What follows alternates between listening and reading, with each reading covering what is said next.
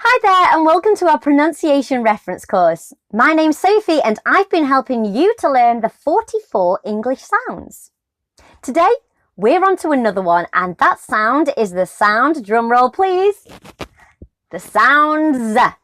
Now the sound Z is one of those tricky ones, so get that concentration brain in because you're going to need it. Okay, let's get going.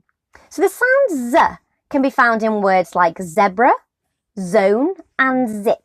Those words again, zebra, zone and zip. It can also be used in words that have other letters in there. So the word as has the same sound, Z, but uses the letter S at the end. Words like lose has the same sound, the Z sound at the end, but use the letters S and E to create that sound. Those words again, as and lose. Perfect. Now your turn. Great. We'll come back to those later on. Now the sound Z is known as a voiced and consonant sound. It's also known as an alveolar sibilant.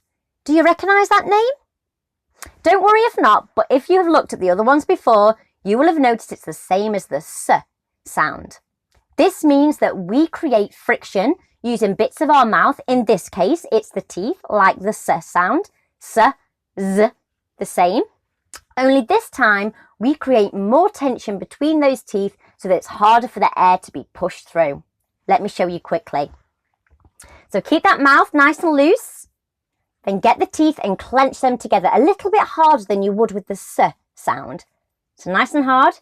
Keep the tongue behind there so that you create the airflow. And you're pushing that air through the narrow channel and through the teeth. Are we ready? Z, Z, Z. And those words again? Zebra, zone, zip.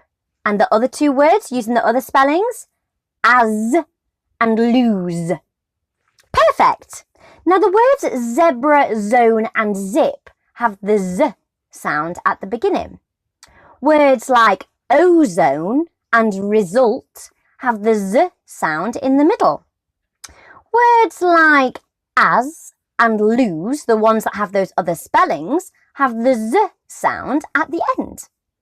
Can you think of any more? I know it might seem a little bit tricky, but I am sure that you can find loads.